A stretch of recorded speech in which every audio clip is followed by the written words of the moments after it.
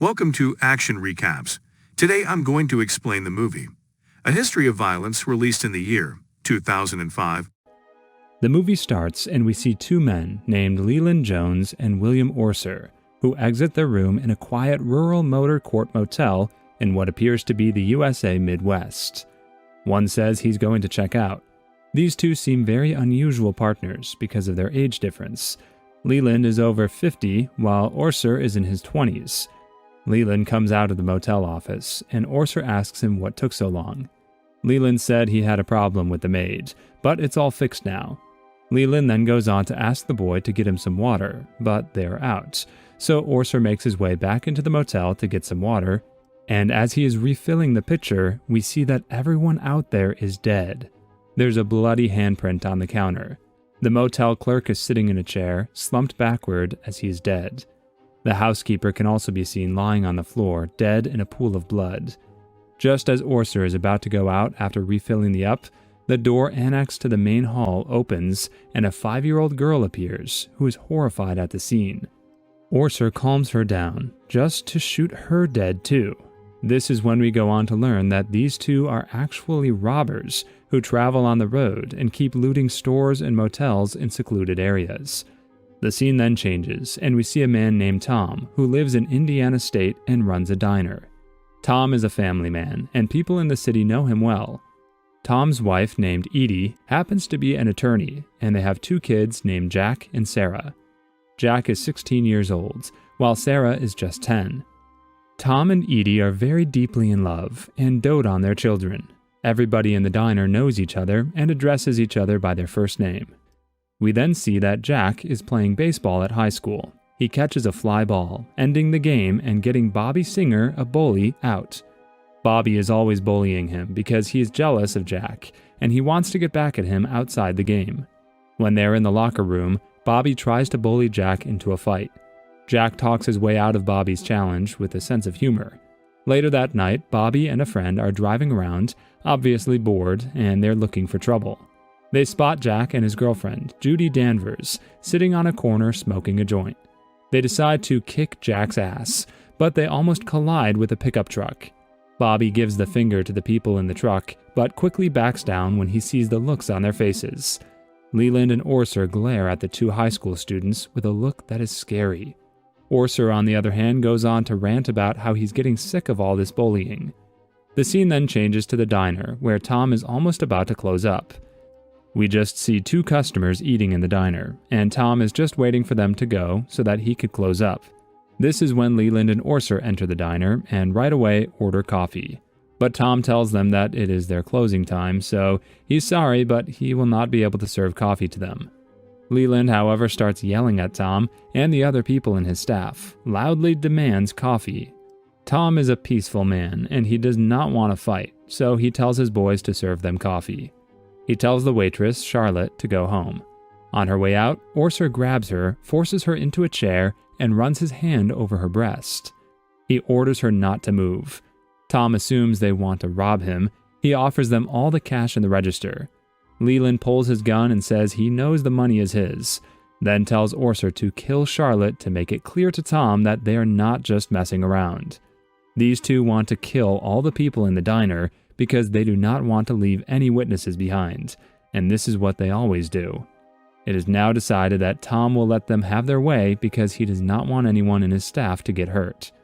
However, when Orser is forcing himself on the waitress, Leland gets distracted for a moment. Taking advantage of the distraction, Tom goes on to smash the pot of hot coffee in his hand across Leland's face, knocking him to the floor, and the pistol falls from his grip. Tom leaps over the counter and in one swift move retrieves Leland's gun. Orser fires at Tom and misses. Tom shoots back, hitting Orser 3 times in his chest, and Orser falls through the window in the door. Leland crawls back and stabs Tom in the foot, but Tom still manages to shoot Leland in the head and finishes him off. All the people in the diner are shocked to see this, because they never expected such acts of valor from a simple man like Tom. When they ask to interview Tom, he declines and goes to the hospital. While he's in the hospital, he sees on TV that the other people in his staff are being interviewed.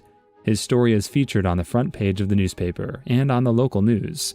When Tom gets out of the hospital, the people of his town are gathered outside the hospital and they go on to congratulate him. The media keeps gathering in front of his house. He's polite to them all, but he does not want to speak to them. He says that he does not consider himself a hero, saying any normal man would have done the same thing as he did. Jack is also proud of his father because in this small town of theirs, Tom has now become a hero. Tom's foot injury is not that bad. He does limp for the next few days, but it starts to heal quickly. One night, Edie notices that a black sedan is parked in front of their house for a long time, so she starts feeling suspicious. Tom says that this must be someone from the media, and he does not want to talk to them, so he does not say anything. Tom has now started going to the diner, and the diner is now overcrowded.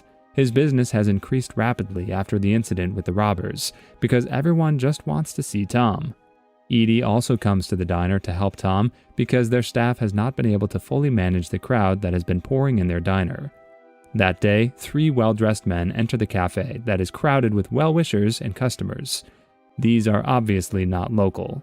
They sit at the counter, and the man in charge, named Carl, who wears a suit and dark sunglasses, asks for a cup of coffee. He calls Tom Joey several times, although Tom says he's got him confused with someone else. Carl then goes on to take off his glasses and shows him his face that has many scars. He says Tom must recognize him now, but Tom says that he does not know him or any Joey for that matter. The man insists Tom is from Philly. The man clearly believes he knows Tom. Tom's wife, Edie, gets annoyed at their comments. She insists they order or leave. The leader hands Tom a $100 bill and says, now they're paying customers. When Edie threatens to call the police, the men leave. Edie feels suspicious of these men, so she right away calls the sheriff to run an ID check on these men. The men are driving on a rural road when a patrol car pulls them over. The sheriff, Sam Carney, is a seasoned cop and looks like he means business. The 3 men, especially the leader, appear not the least bit fazed by his implied threats. Carl just tells the officer that they are tourists and tells him to keep up the good work and then pulls up the window of the car, telling his driver to drive on. Later on, when Tom and Edie are home, Sam comes to their place to talk about what happened at the diner earlier. Sam warns them that these 3 men are mob figures, organized crime from the East Coast. He called some police contacts in Philadelphia, as well in the FBI, but he couldn't get any information or find any criminal record on Joey Cusack, which is the name they called Tom by. But there is a Richard Richie Cusack in Philly, the leader of an Irish-American crime family based in Philadelphia, to which these 3 men are connected. Sheriff then goes on to ask Tom if he knows any of these men, but Tom makes it clear that he has never seen these men, adding that they must have seen him in the news and mistaken him for someone else. Time goes by, and these people keep stalking Tom and his family. One day, Tom sees their car going in the direction of his house. He limps back to his house and, huffing and puffing, runs in and grabs his shotgun, only to find that nobody is coming. The next day, Edie is shopping at a local mall when her daughter runs off. In going after her, Edie runs into Carl, the leader of the men, who casually begins talking to Edie, claiming that her husband is not who he claims to be. Edie defends Tom, and Carl simply suggests that she ask Tom about Richie Cusack, who Carl says is Tom's brother, and he tells Edie to ask Tom how he is so good at killing people. On that same day, Tom's son, Jack, gets confronted by Bobby again and is unable to walk away. Enraged at the continued taunts, Jack suddenly proceeds to seriously beat down Bobby and his buddy, putting Bobby in the hospital. Later that day, when Jack gets home, Tom goes on to give him a piece of his mind for being violent at his school. But the boy in return makes snide comments over his dad killing people. Tom gets angry and slaps Jack, who leaves the house. After a while, Carl, along with his men, show up at Tom's house, telling him to come with them. When Tom says no, one of the men steps out of the car holding Jack. Carl makes it clear that he knows who Tom really is, and that Tom has no choice but to get into the car and drive back to Philadelphia to see some people. Tom is forced to put down his weapon, and the men release Jack, who runs into the house. When the men tell Tom to get in the car, Tom tells them that it would be better for them to leave him and his family alone. One of the men points a gun at Tom's head. Edie watches from the second-story window and sees Tom grab the man's arm, break it, strike the man's nose upward repeatedly with his palm, and shoot the other man with 2 rounds in the man's chest. It is now clear that Tom knows his way around weapons, and he is a good fighter too. Carl shoots Tom, wounding him in the shoulder, and Tom loses the pistol in his hand. Carl stands over the wounded Tom and angrily asks him if he has any last words before he kills him.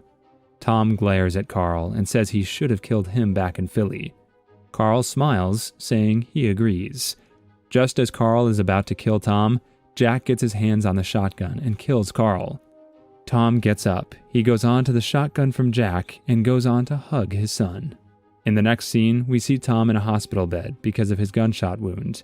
Edie goes on to ask him about his past, making it clear that she wants the truth.